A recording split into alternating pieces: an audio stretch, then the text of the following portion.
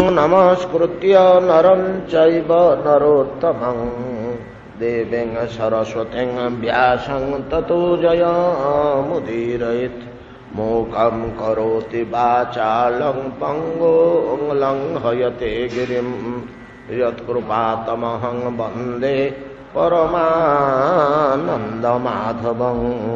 यत्कृपातमहं वन्दे परमानन्दमाधवं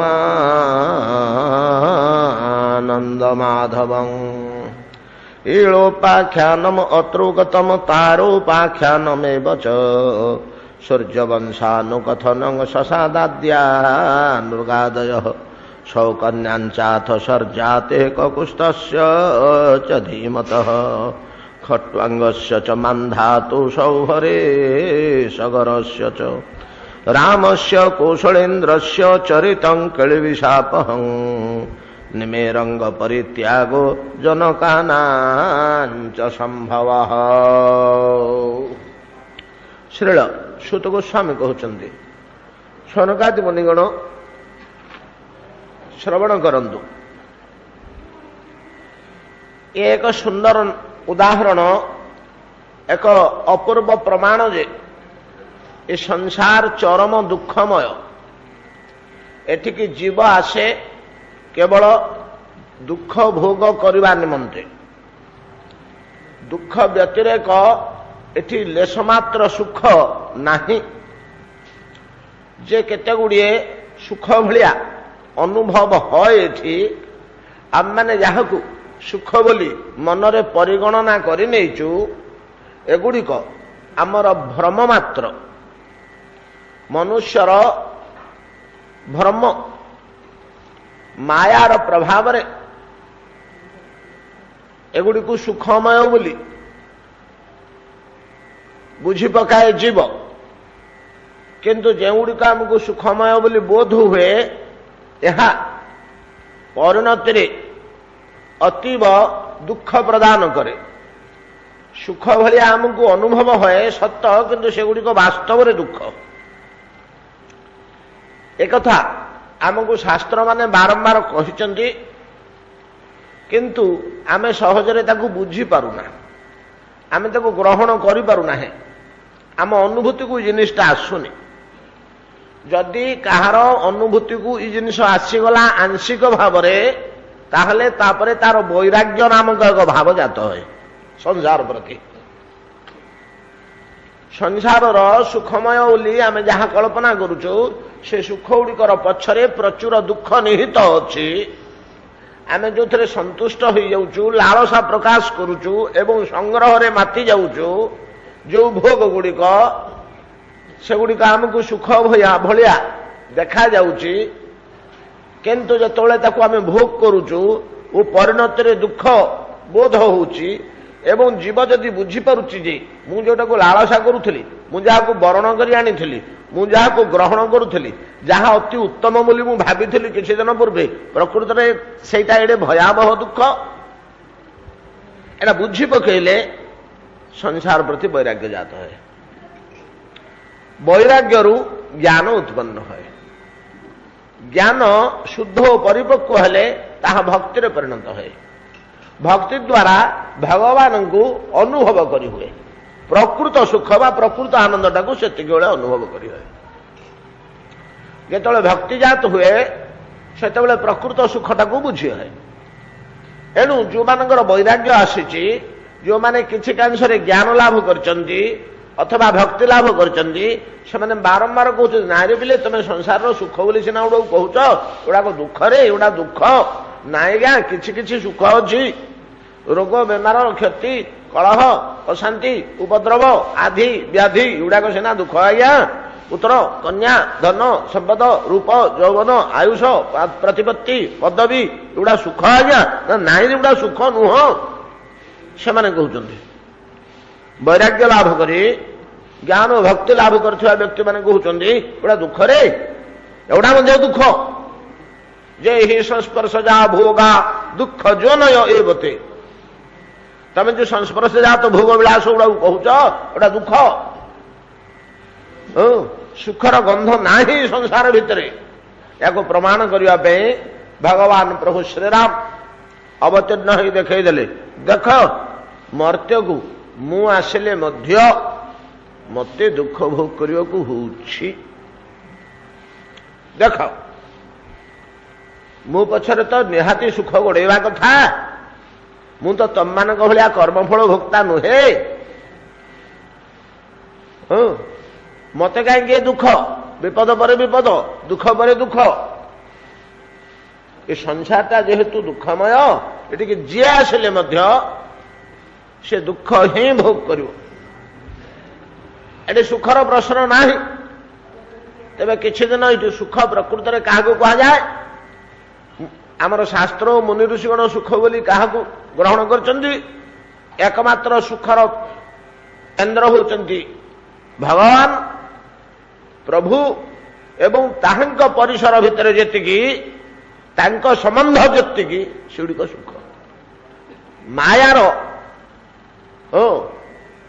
दुखर केन्द्र होची माया ता परिसर ता चारिपटे ता संबंध युक्त जेतिकी सेगुड़िक दुख हेले भगवान निकट तो सुख रहा कथा हाँ भगवान पाखे सुख रहा कथा दुख छुआ कथा नुह राम तो आमर भगवान से गोटे अभिनय करी लीला करी आमर चक्षु खोलीदेवाई किसी शिक्षा देवाई जदा जदा ही धर्मस्य ग्लानिर् भवति भारत अभ्युत्थानम अधर्मस्य तदात्मानं सृजाम्यहम् सेतबेले मु निजक सृष्टि करी पुनः धर्म स्थापन करने निमंते नानाविध लीला करे से लीलार उद्देश्य केतेबेले कौन थाए जीव शिक्षा होची से लीलार मुख्य उद्देश्य जीव मानक प्रति अनुग्रह होची मुख्य उद्देश्य प्रभु श्री राम कौन तांकर अभाव थिला यार अभाव थिला कौन स्वयं प्रभु विश्व ब्रह्मांड अधिपति पिता धर्मशील दशरथ महाराज श्वशुर महायोगी जनक पत्नी साक्षात लक्ष्मी स्वरूपिणी जानकी भाई भरत भलिया भाई देखुचंदी लक्ष्मण भलिया भाई देखुचंदी कई स्वार्थरत रुहंती निजर आचरण और कर्म जहाँ करिछंदी किछि मंद कर्म करना कौन दुख भोग को कारण से देखे दौरान याकू जदि एति दुख याकू जदि एति दुख ये भलिया लोक को साधारण लोक दुख केतन हम से प्रभु अरण्य भितरे हा जानकी हा सीते हा भद्रे हा प्राणाधिके बोली कांदी कांदी बुलुचंदी लक्ष्मण जेते चेष्टा करुचंदी सांत्वना देवाई संभव होनी भो वृक्षा पर्वतस्था बहु कुसुमजुता वायुना घूर्ण्यमानम रामोहं व्याकुलात्वा दशरथ तनय शोक कृच्छ्रेण दग्ध बिंबोष्ठी चारु नेत्री सुविपुल जघना दीर्घकेशी सुमध्या हा सीता के नीता मम हृदयगता को भवान तो वृक्ष मैंने पचार आपण किए से आपण कौन एमती कांदुचंदी गोटे कुकुड़ा बाटर देखला कुकुड़ाटे बण कुकुड़ाटे चाहला तार डेणा फुले मुंड उठे चाहला कौन हाँ कहीं कांदुच राम ए तो तरु लता पाषाण समस्त को नहीं एमती भाई घटना हाँ हाँ हाँ मुझे अरण्य भितर विचरण करुली डाल रु डाल को गछ रु गछ उठे सेमती गोटे दृश्य मु देखी सेमती गोटे दृश्य मु देखी बोइला कुक्कुट शुणी से क्षणी 32 लक्षणी चारु क्षणी विहाय से पथे गलाणी रथे बसाई नेउथिला रक्षनाथे देखी तमे जेमती सुंदरी कन्या विचार करुच वर्णना करुच से भाया सुंदरी टी प्राय 4 मास तले ना हाँ 4 मास हम तो राम कहले विहायस पथे विहायस आकाश विहायस पथे गलाणी रथे ବସାଇ ନେଉଥିଲା ରକ୍ଷନାଥେ, ଗୋଟେ କିଏ ବଡ଼ ଟାଣୁଆ ଅସୁରଟେ ନେଉଥିଲା। ଆଉ ସେ କୁମାରୀଟି କନ୍ୟାଟି ହାରାମ ହାରାମ ବୋଲି କାନ୍ଦୁଥିଲା, ହାରାମ ହାରାମ ବୋଲି କାନ୍ଦୁଥିଲା। ମୁଁ ଶୁଣିଛି, ନା ସତ୍ୟ ନା? ହଁ ମୁଁ ଦେଖିଛି। ତମେ କାହିଁ କାନ୍ଦୁଛ? ତମେ କାହିଁ କାନ୍ଦୁଛ? ନା ଏମିତି ମୋର ସୀତାକୁ କିଏ ନେଇଗଲା, ମୁଁ ତାକୁ ପ୍ରାଣ ଦେଇ ଭଲ ପାଉଥିଲି କୁକୁଟ, ଆଉ ମତେ ଭାରି ବାଧା ହଉଛି। ନା ଲଜ୍ଜା ଲାଗୁନି ତମକୁ? ତମେ ପୁରୁଷଟି ନା କା ପୁରୁଷ? ଫେଙ୍ଗି ଦଉନ ସେ ଧନୁର୍ବାଣ ଦିଟା, ଧନୁର୍ବାଣ ଦିଟା କାହିଁକି ଫେଙ୍ଗି ଦଉନ? ଧରିକିରି କାହିଁ ବୁଲୁଛ? ଆତ୍ମହତ୍ୟା କରୁନ ତମେ? ଯୋଡ଼ିଏ କାର୍ଯ୍ୟ, ଭୟଙ୍କର ଭାବରେ ଯୁଦ୍ଧ କରିବ, ବଳପୂର୍ବକ ଶତ୍ରୁ ଜୟ କରିକି ତୁମ ପତ୍ନୀକୁ ଉଦ୍ଧାର କରିବ, ନହେଲେ ଯୁଦ୍ଧରେ ମରିବ। ଇଏ ସିନା କର୍ମ, ଆଉ ବଣରେ ବୁଲିକିରି ପଥରରେ ମୁଣ୍ଡ ବାଡ଼େଇକିରି ଗଛ ମୂଳେ ବସି କାନ୍ଦିଲେ କାର୍ଯ୍ୟ ସଫଳ ହବ? ଲଜ୍ଜା ଲାଗୁନି ତମକୁ? କୁକୁଟ, ତୁମେ ଠିକ ଉପଦେଶ ଦେଲ, ତମେ ଠିକ ଉପଦେଶ ଦେଲ। ଇଏ ବଣ ଭିତରେ ବୁଲି ବୁଲିକିରି କାନ୍ଦିଲେ କିଛି ଫଳ ନାହିଁ। ଏଇଥରେ ରାକ୍ଷସର କାନରେ ଏ ଶବ୍ଦ ପଡ଼ିବନି କି ତା ପାଖରେ ଖବର ପହଞ୍ଚିଲେ ମଧ୍ୟ ତା ହୃଦୟ ତରଳିବନି। ବଳପୂର୍ବକ ଯୁଦ୍ଧ କରି ଏକ ବିଜୟ ହାସଲ କରିବାକୁ ହବ, ନହେଲେ ଯୁଦ୍ଧରେ ପ୍ରାଣ ଗଲେ ଗଲା। ଆଉ କଣ? ଯୁଦ୍ଧରେ ପ୍ରାଣ ଗଲେ ଦୁଃଖ ଆଉ ନଥିବ। କୁକୁଟର ଏ ବୀରବାଣୀ ଶୁଣି ରାମଙ୍କର ମନ ପ୍ରସନ୍ନ ହେଇଗଲେ। ବୋଲେ ତୁ ଗୋଟେ ଯୋଦ୍ଧାରେ, ଆମେ ଗୁଡାକ ପ୍ରକୃତରେ ଭୀରୁ କା ପୁରୁଷ, ଆଉ ପ୍ରକୃତରେ କୁକୁଟଟା ଗୋଟେ ଯୋଦ୍ଧା। ସେ ପ୍ରାଣପାତ କରିବ ପଛେ ଛାଡ଼ିବନି। ବୀର ଗୁଣ ବୀର ଲକ୍ଷଣ ଦେଖି ତା ପାଖରେ ପ୍ରଭୁ ଶ୍ରୀରାମ କହିଲେ, ତୋ ମସ୍ତକରେ ଆଜିଠାରୁ ବୀର ମୁକୁଟ, ରାଜମୁକୁଟ ଶୋଭା ପାଉ। ସେଇଦିନରୁ କୁକୁଟର ମସ୍ତକରେ ଚର୍ମର ଗୋଟେ ମୁକୁଟ ତା ମସ୍ତକରେ ଦେଖାଯାଉଛି। ଏମିତି ବହୁ ଘଟଣା ପ୍ରଭୁ ଶ୍ରୀରାମଙ୍କ ଜୀବନରେ ଘଟିଛି। ଆଉ କୋଉଠୁ କୋଉଠୁ ମଧ୍ୟ ସନ୍ଧାନ ପାଇଛନ୍ତି ସେ ତାଙ୍କର। ଏମିତି ବୁଲୁ ବୁଲୁ ବୁଲୁ ବୁଲୁ ଋଷ୍ୟମୁଖ ପର୍ବତ ନିକଟବର୍ତ୍ତୀ ଅଞ୍ଚଳରେ ଯେତେବେଳେ ବିଚରଣ କରୁଛନ୍ତି, ପର୍ବତ ଉପରେ ଲୁଚି ରହିଥିବା କପିରାଜ ସୁଗ୍ରୀବ ଏବଂ ତାହାଙ୍କର ସହଚରଗଣ ନଳ, ନୀଳ, ଗବାକ୍ଷ, ମୟନ୍ଦ, ହନୁମାନ, ଜାମ୍ବବାନ, ଏମିତି 7-8 ଜଣ ବନ୍ଧୁଙ୍କ ସହ ଆତ୍ମଗୋପନ କରି ସୁଗ୍ରୀବ ଋଷ୍ୟମୁଖ ପର୍ବତରେ ଥାନ୍ତି। ଆତ୍ମଗୋପନ କାହିଁ କରିଥାନ୍ତି? ନା ଜ୍ୟେଷ୍ଠ ଭ୍ରାତା ବାଳୀଙ୍କ ଭୟରେ, ଜ୍ୟେଷ୍ଠ ଭ୍ରାତା ବାଳୀଙ୍କ ଭୟରେ। ଏକଦା ପିଲାମାନେ କିଏ ସେ ବସିକରି ଗୁନ୍ଥାଗୁନ୍ଥି କରରେ ଠାକୁରଙ୍କ ପାଇଁ? ଆସ ପାଖକୁ ଆସ, ଯିଏ ଗୁନ୍ଥୁଥିଲ ସବୁ। ଏକଦା ବାଳୀ ଏକ ଅଦ୍ଭୁତ ଶକ୍ତି ଥିଲେ। ଏପରି ଜଣେ ଯୋଦ୍ଧାଙ୍କ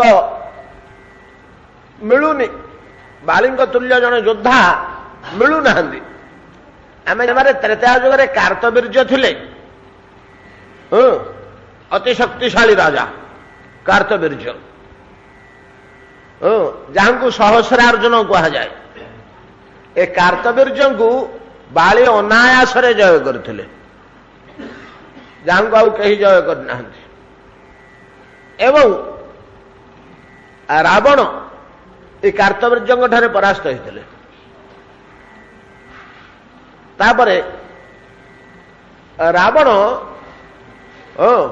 ବାଳୀଙ୍କର ବୀରତ୍ୱ ଶୁଣି ତାଙ୍କ ଉପରେ ବିଜୟ ହାସଲ କରିବା ପାଇଁ ଯାଇ ପହଞ୍ଚିଲେ। ବାଳୀ ବଡ଼ ଧର୍ମଶୀଳ ଥିଲେ, ଯେପରି ଯୋଦ୍ଧା ଥିଲେ ସେପରି ଧର୍ମଶୀଳ ଥିଲେ। ସେ ପ୍ରତିଦିନ ଏତେ ଶକ୍ତିଶାଳୀ ଥିଲେ ଯେ ପ୍ରତିଦିନ ପୂର୍ବ, ପଶ୍ଚିମ, ଦକ୍ଷିଣ 3 ସମୁଦ୍ର ଓ ଉତ୍ତର ପାର୍ଶ୍ୱରେ ଗଙ୍ଗା ରେ ପ୍ରତିଦିନ ପିତୃତର୍ପଣ କରନ୍ତି। ତାଙ୍କର ନିତ୍ୟକର୍ମ ସାରିଲା ପରେ ପିତୃମାନଙ୍କ ପାଇଁ ଯେଉଁ ତର୍ପଣ କାର୍ଯ୍ୟ, ଏଭଳିଆ ଶକ୍ତିଶାଳୀ ଥିଲେ। ପୂର୍ବ ତଟକୁ ଆସିବେ, ଦକ୍ଷିଣ ତଟକୁ ଯିବେ, କୁମାରିକା ଅନ୍ତରୀପ ଆଡ଼େ, ଦକ୍ଷିଣ ସମୁଦ୍ର କୂଳକୁ ଯିବେ, ଉତ୍ତରରେ ଆକାଶ ବାହିନୀ ଗଙ୍ଗାଙ୍କର ତର୍ପଣ କରନ୍ତି। ସମୁଦ୍ର କୂଳରେ ତର୍ପଣ କରୁଛନ୍ତି, ତାଙ୍କୁ ରାବଣ ଆକ୍ରମଣ କରିଥିଲେ। ତ ବାଳି ଦେଖିଲେ ଯେ ମୁଁ ପିତୃତର୍ପଣ କରୁଛି, ଏ ତ ମତେ ପଛରୁ ଆସିକରି ପିଟୁଛି, ମୋର ତ ଏ କାର୍ଯ୍ୟଟା ବନ୍ଦ କରିବା ଉଚିତ ନାହିଁ। ପିତୃମାନଙ୍କୁ ଆବାହନ କଲିଣି, ମୁଁ ତାଙ୍କୁ ଜଳାଞ୍ଜଳି ଟିକେ ଦେଇଦେଲେ ଯାଇ ସେ ସନ୍ତୁଷ୍ଟ ହେବେ। ତାଙ୍କୁ ଡାକିକିରି ବସେଇ ଦେଇକିରି ମୁଁ ଯୁଦ୍ଧ କରିବାକୁ ଯିବି କି? ବୋଲେ କିଏ ସେ ଗୋଟେ ପିଟୁଛି, ଦେଖିଲେ ଯେ ତାର 10ଟା ମୁଣ୍ଡ 20ଟା ହାତ ଏମିତି ଗୋଟେ ହେଇଛି ବିଚିତ୍ର ଜୀବ। ସେ ନେଲେ ଏଟା ରାବଣ ବୋଲି, ତାକୁ କାଖରେ ଜାକିକିରି ଧରି ତର୍ପଣ କଲେ। ରାବଣ ଚାପି ହେଇକରି ତା ଭିତରେ ଥିଲେ ବୋଲି ଶୁଣିବାକୁ ମିଳେ, କିମ୍ବଦନ୍ତୀ ରାମାୟଣରେ ବି ରହିଛି। ପରିଶେଷରେ ସେମିତି କାଖ ତଳେ ଜାକିକିରି ଧରି ଘରକୁ ଆସିଲେ। ପୁତ୍ର ଅଙ୍ଗଦକୁ କହିଲେ, ନେ ନେ ତୋ ପାଇଁ ଗୋଟେ ଖେଳଣା ଆଣିଛି। ଆମେ ମୁନି ଋଷି ମାନଙ୍କର କୌତୁକିଆ ପରିକଳ୍ପନା। ତୋ ପାଇଁ ଗୋଟେ ଖେଳଣା ଆଣିଛି। ଅଙ୍ଗଦ ସେତେବେଳକୁ 2 ବର୍ଷ 1.5 ବର୍ଷର ଛୁଆ। ସେ ତଳେ ଦେଖିଲେ 20ଟା ହାତ, 20ଟା ଗୋଡ, 10ଟା ମୁଣ୍ଡ, 20ଟା ଆଖି ଜୁଳୁ ଜୁଳୁ କରୁଛି। ତାଙ୍କୁ ବି ବଡ ଖୁସି ଲାଗିଲା। ବାବା ଏଇଟା କଣ? ନା ଏଇଟା ଗୋଟେ କଙ୍କଡା ଭଳିଆ ଗୋଟେ ଜନ୍ତୁ, ସମୁଦ୍ରରୁ ଆଣିଛୁ, ନେଇ ଖେଳିବୁ ନେ। ଆମର ଦାଣ୍ଡରେ ମଫସଲର ପିଲାମାନେ, ଟାଉନର ପିଲା ତ ପାଉନାହାନ୍ତି, କଙ୍କଡା ଦିହରେ ଯେମିତି ସୂତାଟାଏ ବାନ୍ଧିକିରି ଚଲଉଥାନ୍ତି ବାରଣ୍ଡାରେ ଦାଣ୍ଡରେ, ସେ କଙ୍କଡା ଚାଲୁଥାଏ ତା ପଛେ ପଛେ ଯାଉଥାନ୍ତି ଦୌଡ଼ି ଗୋଟେ ବାନ୍ଧିକି। ପିଲାଦିନେ ଆମେ ସବୁ ଦେଖିଛୁ, ବିଲର କଙ୍କଡାଟେ ଧରି ତାକୁ ବାନ୍ଧିକିରି ଚଲଉଥିବେ, ଗୋଟେ କହୁଥିବ ତାଙ୍କର ଖେଳ। ସେମିତି ୟାର ଅଣ୍ଟାଟେ ଦୌଡ଼ି ବାନ୍ଧି ରାବଣର ଏ ତାଙ୍କୁ 2-3 ମାସ ପର୍ଯ୍ୟନ୍ତ ଅଙ୍ଗଦ ତାଙ୍କ ଛୋଟ ପିଲାମାନଙ୍କ ସାଙ୍ଗମାନଙ୍କ ସହିତ ଦାଣ୍ଡରେ ଖେଳାନ୍ତି। ତାକୁ ବାଡ଼ି ଫାଡ଼ି ଖେଞ୍ଚନ୍ତି, ସେ ଡିଆଁ ଡେଇଁ କରି ଏପଟ କରି ହାତ ଗୋଡ଼ ସଂଳ କରି ଏମିତି ନାଚିବାକୁ ତାକୁ ବାଧ୍ୟ କରନ୍ତି। ଏମିତି ହେଇକିରି ସେ ରାବଣ ଭଳିଆ ଲୋକ ଆଜ୍ଞା। ଏ ବାଳି ପାଖରେ କି ତେଜ ଥିଲା ଯେ ରାବଣ ଭଳିଆ ଲୋକ ଯେ ଶିବଙ୍କୁ ଖାତିର କରୁନି, ସେ ସେଠି ଅବସ୍ଥା ଭୋଗ କରୁଛି। ଏଇ ସମ୍ବାଦଟା ଚାରିଆଡେ ବ୍ୟାପୁ ବ୍ୟାପୁ ବିଶ୍ରବା ଋଷି ଜାଣିବାକୁ ପାଇଲେ। ବିଶ୍ରବା ଋଷି, ବିଶ୍ରବା ପୁଲସ୍ତ୍ୟ ଋଷି ଜାଣିବାକୁ ପାଇଲେ। ବିଶ୍ରବାଙ୍କର ପିତା ପୌଲସ୍ତ୍ୟଙ୍କ ପୁତ୍ର ବିଶ୍ରବା, ବିଶ୍ରବାଙ୍କ ପୁତ୍ର ରାବଣ ନା ଆଉ।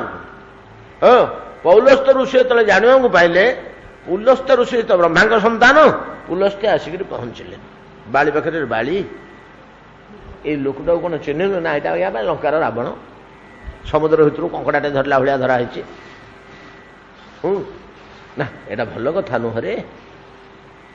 ଏ ଗୋଟେ ତେଜିଆନ ଲୋକ, ଗୋଟେ ସମ୍ରାଟ, ଗୋଟେ ଜାତି, ରାକ୍ଷସ ଜାତିର ଶ୍ରେଷ୍ଠ, ଏଇଟା ତାକୁ ଘୋର ଅପମାନ ହଉଛି। ଆଉ ଏଇଟା ଭଲ କଥା ନୁହଁ। ଫେର ଏଇଟା ମୋର ନାତି। ଆଜ୍ଞା ଆପଣଙ୍କ ନାତି ଏଇଟା?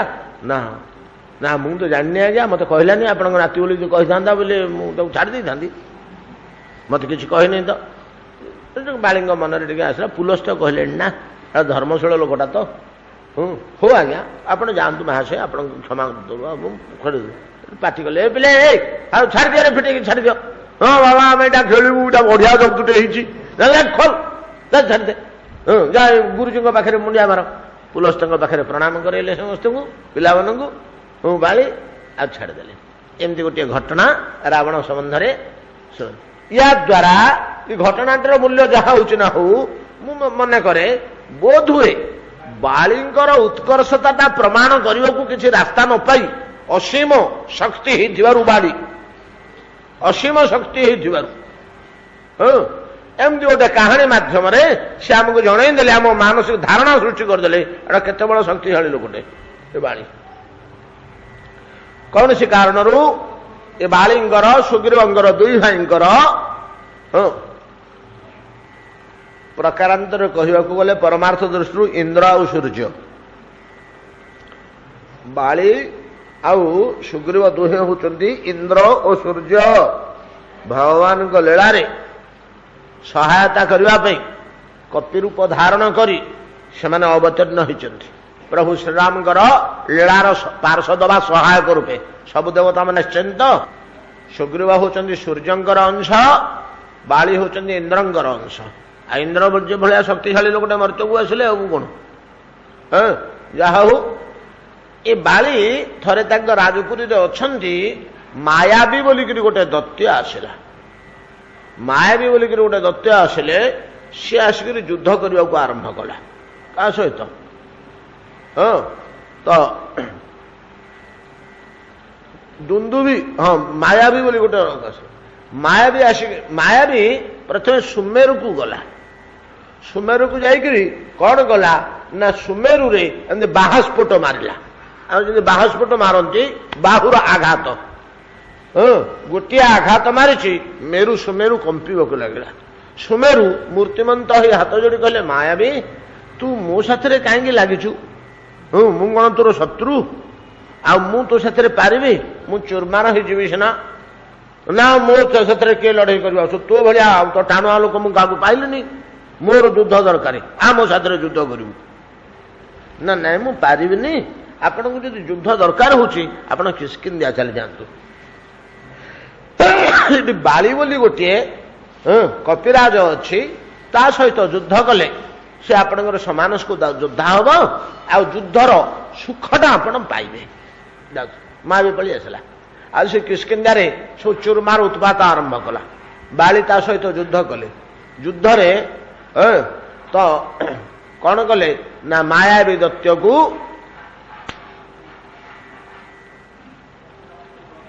दुंदुभि मायावी नहीं दुंदुभि ता ना दुंदुभि को दैत्य सहित युद्ध करने को आरंभ कले बालींकर युद्ध है भयंकर युद्ध युद्ध रे दुंदुभि गोटे बलद रूप होकर पलैवाक चेष्टा कला गोटे गोरु बलदर रूप हो पलि जावाक चेष्टा कला आत्मरक्षा देखला जे बाली हाबुडू मु बंचीबिनी आड़ा शक्तिशाली लोकटे ये मत प्राण में मारी पकेब तेणु से पलायन भेरु भीतरस्थ ही पलायन पर हला से तले पलै जाउची तार पछ गोड़ दीटा को बाली धरी पकेले दौड़िकी दौड़िकी धरिक घूरे घूरे घूरे घूरे आकाश रे तले पिटिकी मारिदेले से तार स्वरूप प्राप्त हुए जो आकाश रे घूरौले धरिकी से तार नासिका देकी जो रक्त बाहरला से रक्त जाइकरी पड़ा ये मुनि आश्रम से निकट रे गोटे पर्वत ऋषभ पर्वत से तपस्या कर सबरी जे गुरु थे मातंग मतंग मुनि मतंग मतंग मुनि आश्रम जाई से तो पड़ा से कहले रक्त गुड़ा कौन पड़ी फिर गोरु रक्त गुड़ा गाए आम आश्रम टा गोटे शौचला आउ सफा सुतरा कर शोधन करने फिर मंत्र आउ द्रव्य संग्रह कर शोधन करेंगे गोरुर रक्त गुड़ाक पड़ी किए से गोटे पड़ा हो से ध्यान बेले पड़े बाली पकई बोली बाली तोर बेसी गर्व है आम आश्रम रक्त पकाचु हटा आश्रम को दिन आसू बोले तोर मूर्धना बात हो से अभिशाप देदे बालीटा जाना पाइला मत अभिशाप होगा या नाकरू रक्त पड़गला बलद रूप से आ ऋषि लोक से चिगड़ी गले अभिशापटा देदेले उपाय किसी ना से तार चुप हो रहा जाओ दुंदुभीर मृत्यु पर तार भाई आसला पुनर्बार युद्ध करने ता ना हूँ मायावी दुंदुभीर भाई मायावी मायावी सहित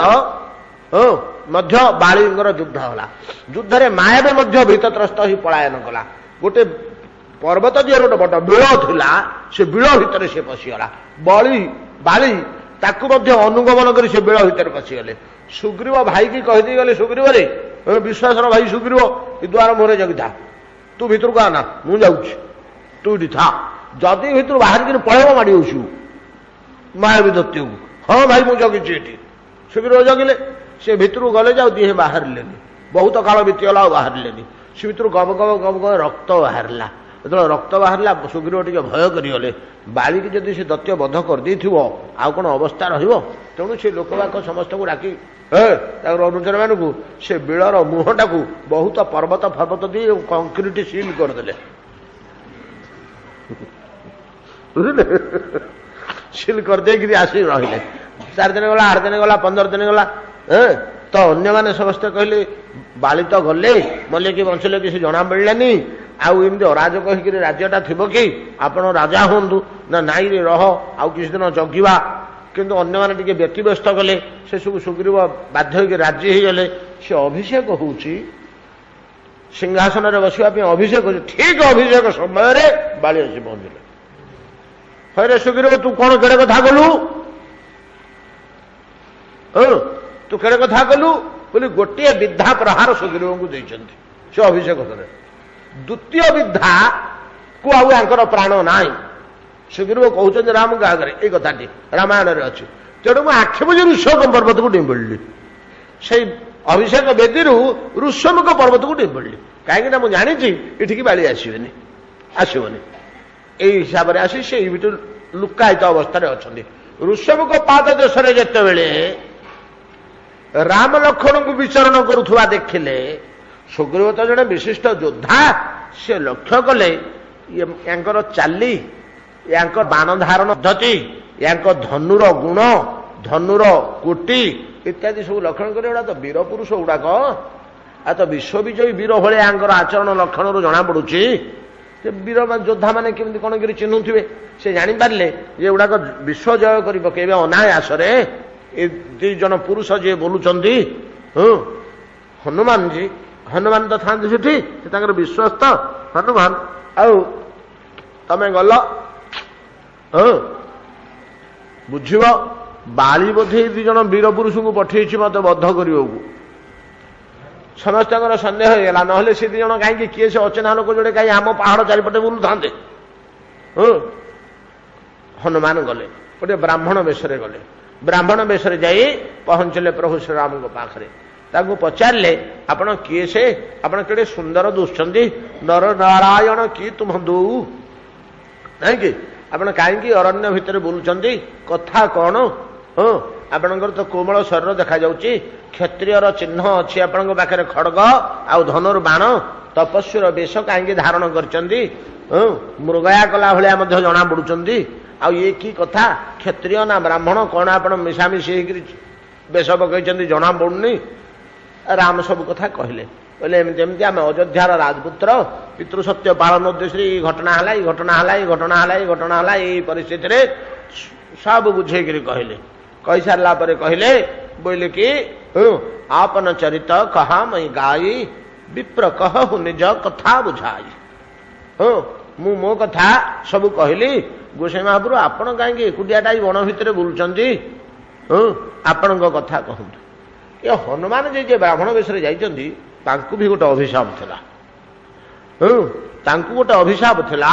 ଇଏ ଯେତେବେଳେ ପିଲାଦିନେ ଛୋଟ ପିଲା ଥିଲେ, ଅଞ୍ଜନାଙ୍କ କୋଳରୁ ବାହାରି ଆସି ମଝି ମଝିରେ ଖେଳୁଥିଲେ, ଡେଉଁଥିଲେ, ମାଙ୍କଡ଼ ଛୁଆ, ମାଙ୍କଡ଼ ଛୁଆ ଗୁଡାକ ଯେମିତିକା ହୁଅନ୍ତି, କିଛି କାମ ନଥିବ ବଡ଼ ଛୋଟ ଭେଙ୍ଗା ଫୋପଡ଼ା ଚିରା ଭେଙ୍ଗା କରନ୍ତି, ସେଇଭଳିଆ ସେ ମୁନି ଋଷି ଗୁଡାକୁ ଅରଣ୍ୟରେ ଅସୁବିଧା କରନ୍ତି। ମୁନି ଋଷି ମାନଙ୍କୁ ବଡ଼ ହଇରାଣ କରନ୍ତି, ବଡ଼ ହଇରାଣ କରନ୍ତି। ତାଙ୍କର ଭଜନ ସାଧନ ମୁନି ଋଷି ମାନେ ଜାଣନ୍ତି ଯେ ଏଇଟା ମହାଶକ୍ତିଟେ, ଏ ସିନା ଏଇ ଶିଶୁ ହେଇକିରି ଏମିତି କପି ରୂପେ ଏମିତି ଉତ୍ପାତ କରୁଛି, ଦୁଷ୍ଟାମି କରୁଛି, କପି ସ୍ୱଭାବତ ଏଇଭଳିଆ, କିନ୍ତୁ ଏଇଟା ପରମ ବ୍ରହ୍ମ ପୁରୁଷଙ୍କର ଲୀଳାର ସହାୟକ। ଏଇ ଜିନିଷଟା ମୁନି ଋଷି ମାନେ ଜାଣନ୍ତି। ତେଣୁ ଏ କପିବାଳକୁ ପବନ ବାଜିଲେ ପାଖରେ, ଏ କପିବାଳକକୁ ସେମାନେ ଅଭିଶାପ ଦେଇ ବିନାଶ କରିଦେଲେ ନାହିଁ। କିଏ ସେ? ମୁନି ଋଷି ମାନେ। ତାଙ୍କ ଭିତରେ ଜଣେ ଋଷି ଥିଲେ, ଦିନେ ସେ ରାଗିକିରି କହିଲେ, ବୋଇଲେ ତମେ ଦୁର୍ବଳ ହେଇଯାଅ, ତମର ସମସ୍ତ ବଳ ନଷ୍ଟ ହଉ। କେଉଁ ପର୍ଯ୍ୟନ୍ତ? ଯେଉଁ ପର୍ଯ୍ୟନ୍ତ ତୁମର ଏଇ ବଳ ଭଗବାନଙ୍କ ସେବାରେ ଅର୍ପିତ ନ ହେଇଛି, ସେ ପର୍ଯ୍ୟନ୍ତ ତୁମର ବଳ ତୁମେ ଭୁଲି ଯାଅ, ଲୁପ୍ତ ହେଇଯାଉ, ଲୁଚି ଯାଉ।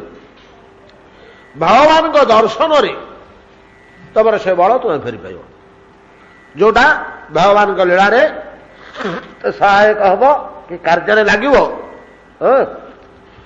ସେଇ ପର୍ଯ୍ୟନ୍ତ ତମର ଏ ବଳ ଚପି ଯାଉ ଏବଂ ତୁମେ ବି ଭୁଲି ଯାଅ ଯେ ତମେ ଏଇଭଳିଆ ବଳଶାଳୀ ବୋଲି। ସେଇଠୁ ଇଏ ସାଧାରଣ ମାଙ୍କଡ଼ଟିଏ ହେଇଗଲେ। କିଏ ସେ? ହନୁମାନ। ସାଧାରଣ ମାଙ୍କଡ଼ଟିଏ ହେଇଗଲେ। ଟିକେ ବଳଶାଳୀ ମର୍କଟ ଥିଲେ ଅବଶ୍ୟ। ଯେତେବେଳେ ପ୍ରଭୁ ଶ୍ରୀରାମ ସବୁ କଥା କହିଦେଲେ, ସେ ଅଭିଶାପ ଉପରୁ ଚାଲିଗଲା, ପ୍ରଭୁଙ୍କର ସମ୍ମୁଖୀନ ହୋଇଗଲେ। ସେତେବେଳେ ହନୁମାନଜୀଙ୍କ ଅନ୍ତଃକରଣ ଭିତରେ ଗୋଟି ଗୋଟି ଗୋଟି ଗୋଟି ଯେତେବେଳେ ରାମ ନିଜର ଇତିହାସ ଗୋଟି ଗୋଟି କହୁଛନ୍ତି, ଆମେ ଅଯୋଧ୍ୟାର ରାଜକୁମାର, ଆମେ ଏଇଭଳିଆ ପିତାଙ୍କର ସତ୍ୟ ପାଳନ କରିବା ପାଇଁ ଅରଣ୍ୟକୁ ଆସିଥିଲୁ, ଯେତେବେଳେ ନିଜର କଥା ସବୁ କହୁଛନ୍ତି, ସେତେବେଳେ ଆମର ଗୋଟି ଗୋଟି ଗୋଟି ଗୋଟି ସବୁ ମନେ ପଡ଼ିଯାଉଛି। ଏବଂ ସେ ଅନୁଭବ କରୁଛନ୍ତି, ଓହୋ ମୁଁ ଏଇ ସଂସାରରେ ଉତ୍ପତ୍ତି ଲାଭ କରିଛି, प्रभु श्रीराम सेवा करने निमंते मोर एकमात्र कार्य हूँ प्रभुंर सेवा। प्रभु आसिक मो सामने छिड़ा हेले अथच मु चिन्ह पाबनी कि जानी पाबनी नहीं कि या बोली नाना प्रकार स्तव स्तुति करी प्रभु मु आपणकर चरण सेवक काल कालर नित्य सेवक प्रभु मु सिना पशु रूपटे पाइछि बोली मु सब भूलीगली आपण मध्य मते भूली जाउछन्ति कि प्रभु नाना दुख करी कहले बहुत दुख करी कहले हनुमान जी बहुत दुख करी कहले दुखरू अभिमान तो करी गले मुझे आपण पाखे रही आपण मत भल पाऊना मुझे पचारि मु आपण किए से बोली आपण मत पचारुंट आहरी जे तू किए बोली बामुण मु कौन बामुण हेले मु सीना आपण को चिन्ह पारिनी आपण मत चिन्ह पारे आपण तो देखु देखु कहते हनुमान दौड़िया दौड़िया दौड़िया मु तोर प्रभु राम रे यही सीना आपण करते घोर अभिमान कले अभिमान करके एमती अभिमान होला हनुमान जी जो मुझे आपण सेवा करें कि आपण पाखे रही मु मोर पलैबी बोली पलैले दौड़े राम तक पछरे हनुरे हनुरे शुणु शुणु शुणु शुणु आलिंगन कर कुंडे नाई रे मुझे कहू कहू कही सीना तो भाया विश्वासी तो भाया स्नेह मोर आउ किए नाई रे हनु मु ते जी स्नेह करुच्ची भल पाऊँ तुमते स्नेह भरत ते दूना भरत ठू द्विगुण तुमर स्नेहर पात्र बोली कहली मु भारत को जितने स्नेह करे तार 2 गुण अधिक स्नेह मु ते करे एमती गुड़िए बुझाबुझी कर हनुमान जी सब बुझिले प्रभु आउ सुग्रीव एमती लुचिकी अच्छा ये मत पठे आउ चलतु सी आमर विश्वस्त राजा शक्तिशाली लोकटे धर्मशील लोकटे ता सहित मु आपन को मित्रता करेबी आमे भलरे चलिबा एथर नहीं गले राम लक्ष्मण को से सुग्रीव को गहर भीतर डाकिले सुग्रीव आसतु आसतु किसी विपद नहीं दुख नहीं ये आमर मित्र आमर बंधु दुहे मिसिले दुहे मिसिक कथा ये कहले कथा सी कहले बहुत सामंजस्य उभय भीतर थिला तेणु हनुमान जी जाम्बवाजी सब मिसी अग्नि जाली अग्नि को साक्षी रखी राम और सुग्रीव मित्रता हला मित्रता हला पर राम कहले जे मित्र मित्र ऋण परिशोध करने को चाहूँगी तुमको राज्य रे अभिषेक करने को चाहूँगी चल तुम भाई बाली पाखु आम युद्ध करी विताड़ित करी राज्य सिंहासन अधिकार करवा सुग्रीव कहले ना आज्ञा पारिबानी कहीं डरुच राम कहले मित्र कहीं डरुच से जिते बड़ बलशाली होता मोर भाईर गोटे बाण को से असमर्थ हम चल जा नाई आज्ञा आप जाना से साधारण योद्धा बोली आप विचार कर गोटे विचित्र शक्ति तार अच्छी तार गोटे विचित्र शक्ति अच्छी रामायण रे देखा मिले बाली कौन से तपस्या करी एक सिद्धि लाभ करते जे ब्रह्मा कही जे सम्मुख में युद्ध कर तार प्रतियोद्धा ठारू अर्धेक बल सी अपहरण कर नहीं पारे ये सिद्धिटा था बालिंगर जे प्रतिद्वंदी योद्धा तार शरीर जो बल तार वीरत्व अर्धेक अपहरण कर नवार सामर्थ्य बालिंगर थिला तेणु पाखे समस्त परास्त होती तथापि जोड़िए परीक्षा कले जो दुंदुभी राक्षस को सी बुले बुले बुले मत तार कंकालटा पड़ा विशाल गोटे पर्वत भाया असुर कंकाल प्रथम राम को सुग्रीव शिखिकी ने कहले कि आज्ञा यहीटा को देखिले तो ये जो दुंदुभीर कंकालटा यहीटा को टेकिकी छेची शरीरटा को तार बसा मांस सब जा खाली कंकालटा पड़ी यहाँ वज्र ढुकुनी इंद्र वज्र या पड़े चेन्नई छाड़ूनी ये भाया दुंदुभीर अस्थि ये कंकालटा को टेकिले यहाँ जब आप टेकी दे पारे ताहले मु भावी हाँ बाली सहित योद्धा युद्ध करने कि समर्थ हे प्रभु श्रीराम कहले गोटे कंकालुटे यहाँ हाथ लगेगा किए मित्र पैता मारा हम गाधेवा पड़ो ना कि तेणु से जहाँ पादांगुष्ठी से कंकालुटी को फेंगे दियंते प्रभु श्रीराम ताहा आकाश मार्ग को निक्षेपित ही हिमालय अपर पार्श्वर जाकर कौटी पड़ा आश्चर्य हेले सुग्रीव बोले रे ये कि अलौकिक शक्ति बाली भितर जमी गोटे तेज अच्छी या भितर सेमती गोटे किसी तेज थिला भाया तो जना पड़ुची हौ आ गोटे जगह को नेले ताकू सप्त शाल कहुए 7टी शाल गछ जानी से विषय किए से जानी ना सप्तशाल से सप्तशाल उपेन्द्र भंज नागबंधरे से 7टा शाल को लिखिं ता भीतर जो अक्षर गुड़िक अच्छी काव्यचंद्र बंधोदय उपेन्द्र भंज गोटे विचित्र लेखा अच्छी यहीटा नागबंध ता भीतर अच्छी किंतु वैदेश विलास नागबंधटा अच्छी से जो अक्षर गुड़िक पद्मबंध नागबंध सब रही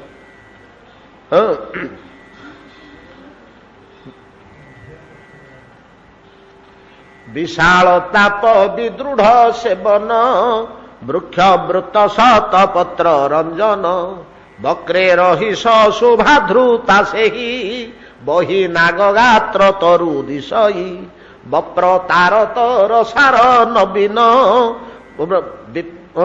विहगहीन माने आकाश में कौन पक्षी बचंदी गोटे साप गुड़े रही से 7टा शाल गछ मूल तार विषर ज्वाल विष सप्रभार विहगहीन एटा नागबंध माने से अक्षरटा याडू आसिले पड़ुथो सियाडू आसिले पड़ुथो सियाडू आसिले पड़ुथो सियाडू आसिले पड़ुथो बड़ा विचित्र लेखा कि अद्भुत बुद्धि भितर खटई उपेन्द्र भंज एगुड़ाक चित्र काटिक देखई नदेले बुझी हेनी मुहरे कहले यार क्रियाटा देखईदे जड़े चमत्कार बजारी कि अद्भुत लेखा एगुड़िक याऊ जितेबले से सप्तशाल को गोटे बाण छेदन कले कथित अच्छी जे पृथ्वी बाली किस्किंदिया रहते से अणे रहा एति बलशाली लोकटा तार ओजन तार बल तेज एत जे पृथ्वी एमती ढलिक रहा तराजू भाया किस्किंदिया बाली सिंहासन पर्यंत गतागति पर्यंत पृथ्वी एमती ढलिक सियाड़ को रहा तार गति असुविधा है तेणु विधाता कौन समतुल रखापी बालीर शक्तिर अनुसारे समान शक्ति निहित करी 7टी शाल गछ अपर पार्श्वर लगे जहाँफल बैलेंस रहा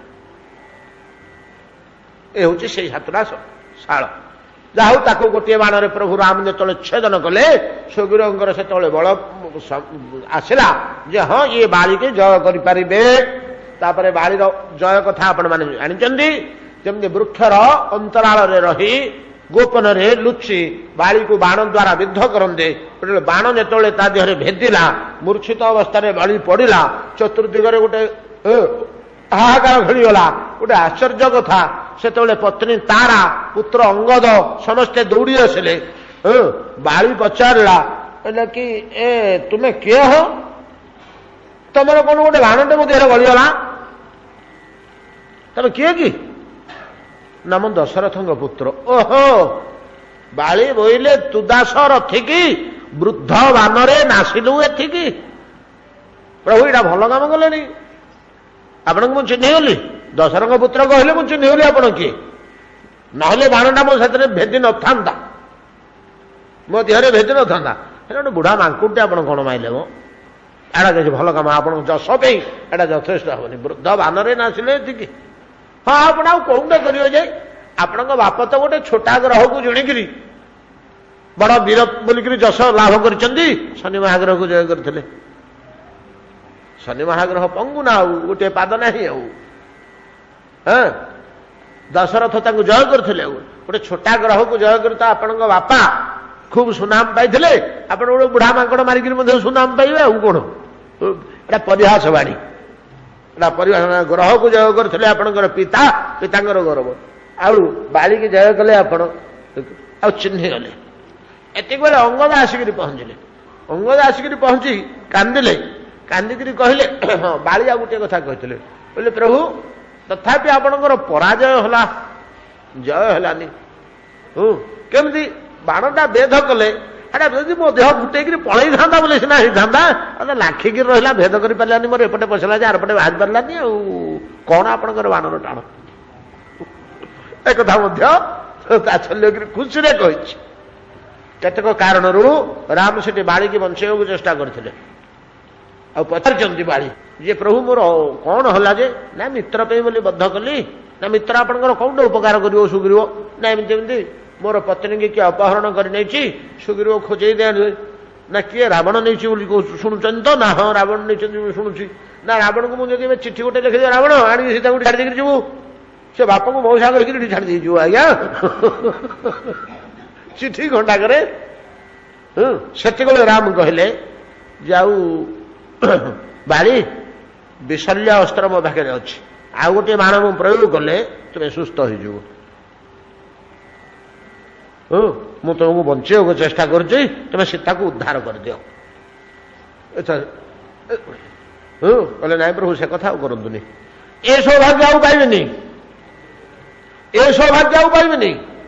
ଆପଣଙ୍କ ଅସ୍ତ୍ରରେ ମୃତ୍ୟୁବରଣ କରିବା, ମୋର ବି ତ ଯେମିତି ହେଲେ ପ୍ରାଣ ଯିବ କେତେବେଳକୁ ହେଲେ, କିନ୍ତୁ ଏ ଗତି ଆଉ ମିଳିବ କି ମତେ?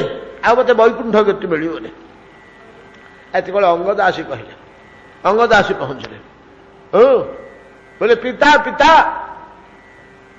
ଗୋଟିଏ ଚମତ୍କାର ଘଟିଥିଲା, ଏବେ ଆଉ ଗୋଟିଏ ଚମତ୍କାର ଦେଖିବାକୁ ମିଳିଲା।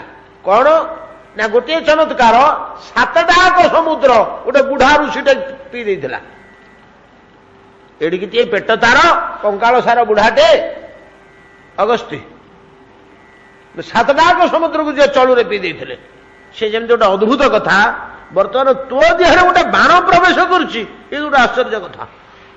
ବାଳି ଆଉ କୌଣସି କଥା ନ ଶୁଣି ଅଙ୍ଗଦକୁ କହିଲେ ଆଡୁଆ ଆଡୁଆ ଶୀଘ୍ର। ତାର ବାହୁ ଦୁଟିକି ଧରିଲେ, ପ୍ରଭୁ ଶ୍ରୀରାମଙ୍କ ଚରଣରେ ଦେଲେ। ବୋଲେ ପ୍ରଭୁ, ମୁଁ ଆପଣଙ୍କର କିଛି ସେବା କରିପାରିଲିନି, ଆପଣ ଆସିଥିଲେ ମର୍ତ୍ତ୍ୟକୁ, ଆପଣଙ୍କର ସେବାରେ ମୁଁ ଟିକେ କଣ ହେଲେ ଯଦି ଭାଗ ନେଇଥାନ୍ତି ବଡ ଭଲ ହେଇଥାନ୍ତା, ମୋର ସେଟା ବଡ ଲୋଭ ଲାଳସା ଥିଲା, କିନ୍ତୁ ପ୍ରଭୁ ଆପଣଙ୍କର ତ କିଛି ମୁଁ ସେବା କରିପାରିଲିନି। ମୋର ଏଇ ପୁତ୍ରଟି ମୋ ଭଳିଆ ବଳବାନ ଓ ବୁଦ୍ଧିମାନ ମଧ୍ୟ, ଏ ପୁତ୍ରଟିକି ଆପଣଙ୍କୁ ଦାନ କଲି, ଆପଣଙ୍କ ଚରଣରେ କିଙ୍କର କରିବାକୁ ରଖିବେ। ଆରେ ଅଙ୍ଗଦ, ଇଏ ହଉଛନ୍ତି ଅନନ୍ତ କୋଟି ବ୍ରହ୍ମାଣ୍ଡନାଥ ସାକ୍ଷାତ ପ୍ରଭୁ ପୁରୁଷୋତ୍ତମ, ମନ ପ୍ରାଣ ଦେଇ ପୂର୍ଣ୍ଣ ମାତ୍ରାରେ ୟାଙ୍କର ସେବା ଛଡା ଆଉ କିଛି କରିବୁନି। ୟାଙ୍କରି ସେବାରେ ତୋର ଜୀବନଟାକୁ ବିନିଯୋଗ କରିଦେ। କହିଦେଲେ ଇଏ ଭଗବାନ ବୋଲି, ଅଙ୍ଗଦକୁ ସମର୍ପଣ କରିଦେଲେ। ବ୍ରହ୍ମା ଇନ୍ଦ୍ର ଯେ ଆସିଥିଲେ, ଏ ଭିତରେ ଗୋଟେ ତତ୍ତ୍ୱିକ ଜିନିଷ ରହୁଛି। ଇନ୍ଦ୍ର ରଜଗୁଣୀ ହେବାରୁ ସିଧାସଳଖ ସେବା କରିପାରିବେନି। ରଜଗୁଣରୁ ସତ୍ୱଗୁଣର ଉତ୍ପନ୍ନ ହେଲେ ସତ୍ୱଗୁଣ ହିଁ ପ୍ରଭୁଙ୍କର ସେବା କରିବାକୁ ସମର୍ଥ। ଇନ୍ଦ୍ର ପୂର୍ଣ୍ଣ ରଜଗୁଣୀ ଥିବାରୁ ଇନ୍ଦ୍ରଙ୍କର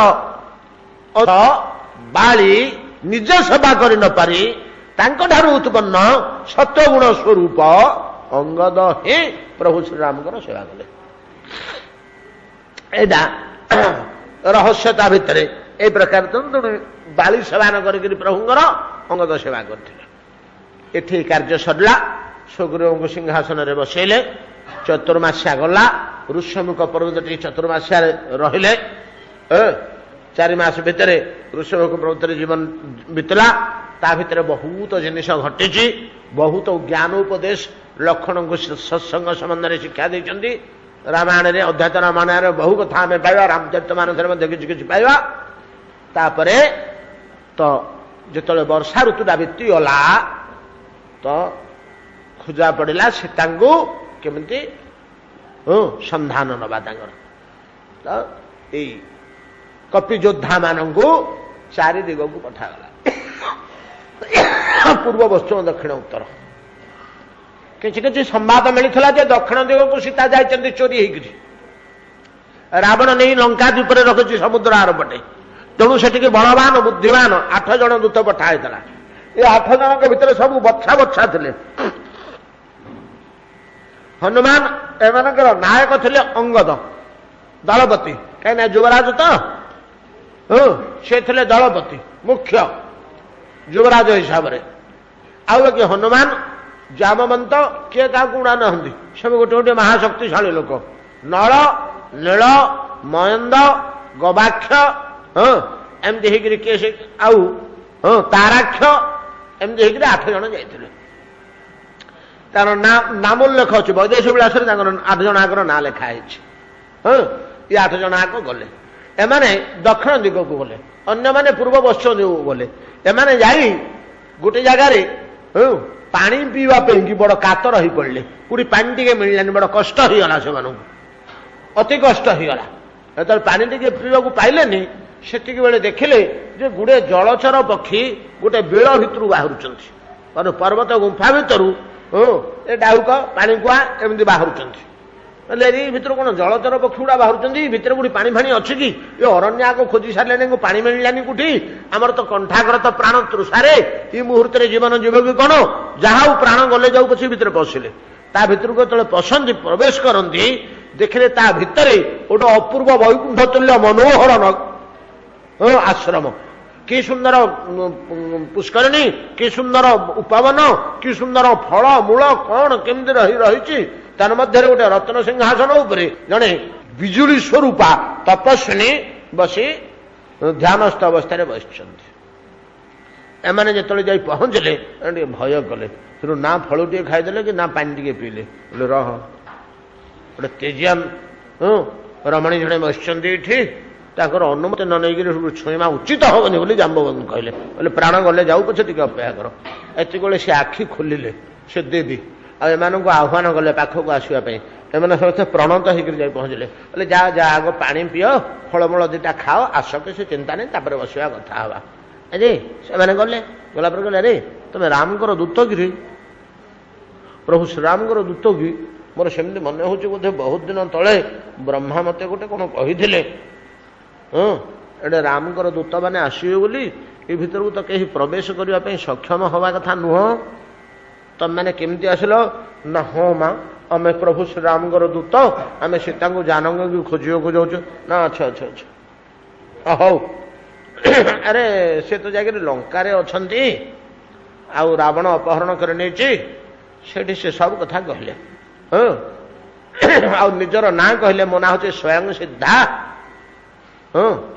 ଆଉ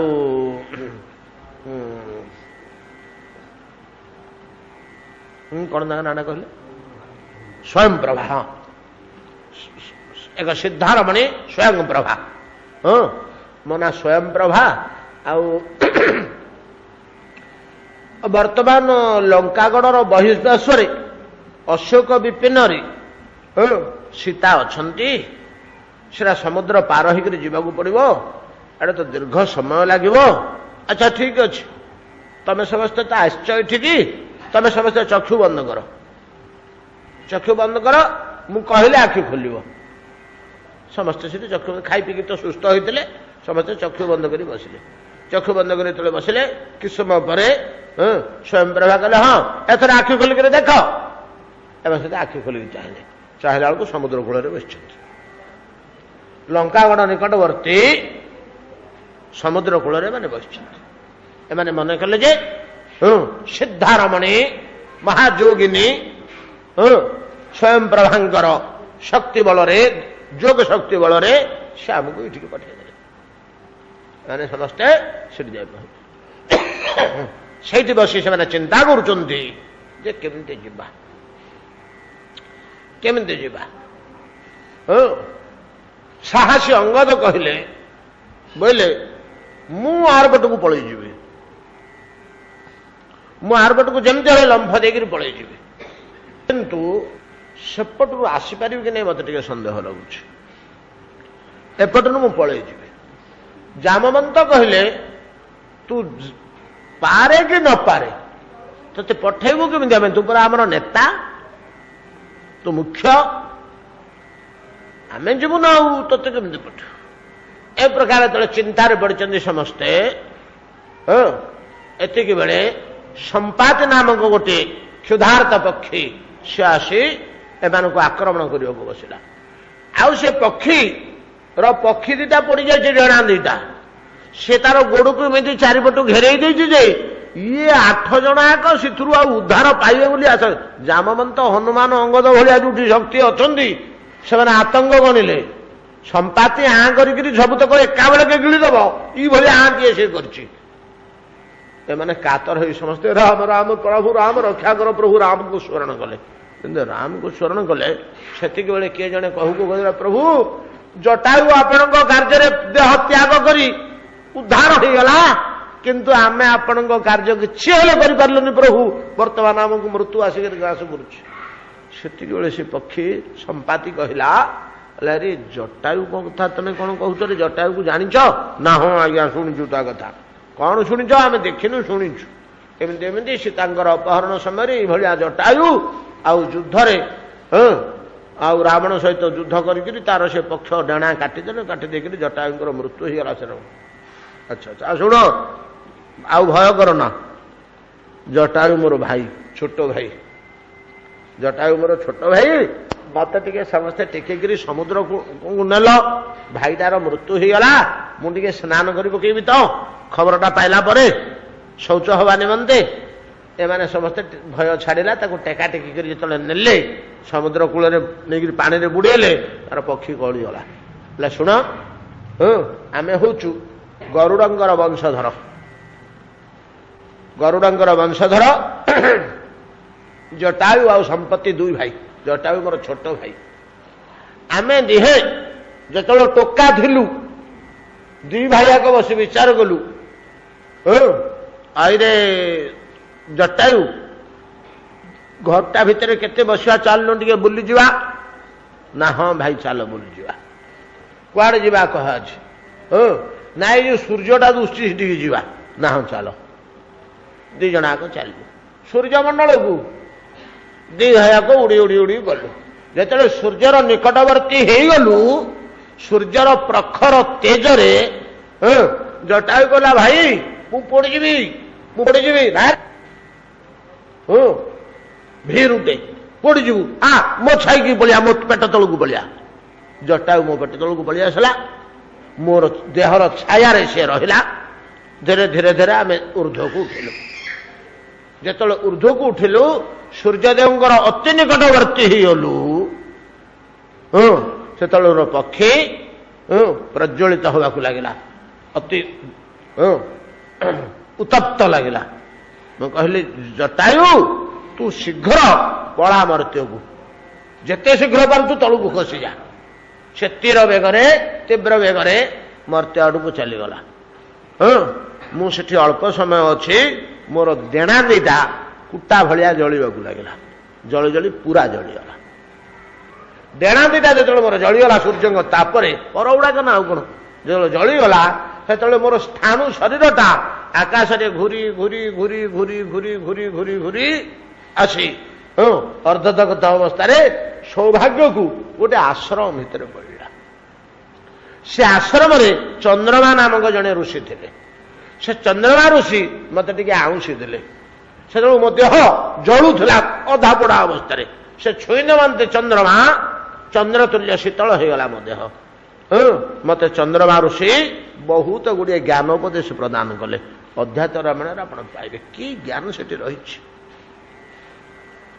कि सुंदर कथा चंद्रमा कहते आत्मतत्व अध्यात्म तत्व परमात्म तत्व सब किसी से रही कौटी चंद्रमा मुनि कहते क्या संपाति की सब बुझे कहले कहले संपाति एटा भगवत इच्छा आ तोर ये घटना होला तू ये था तोर भविष्य मुझे शुणु संपाति तू जा समुद्र कूल गिरी से पड़ी रही था भविष्य प्रभु भगवान जो सूर्य वंश श्री रामचंद्र रूपे अवतीर्ण हे सीता खोजा निमंते दूत मैंने आसवे स्पर्श मात्रे तोर आउ थे पर कौली उठिब बर्तमान से अवस्था आसी पहुंचला मु कौ अनंत काल तुम मानक भाई अपेक्षा कर पड़ी तुम्हें केवे आसब रामदूत गण मोर पक्ष पुनर्निर्मित हम जहा जटायु प्रभु कार्य उद्धार हो जाइए बड़ सुखर कथा अच्छा ए देख आगे बाहर चाह जो बड़ लंबा गछटा देखुच देवदारू गछटा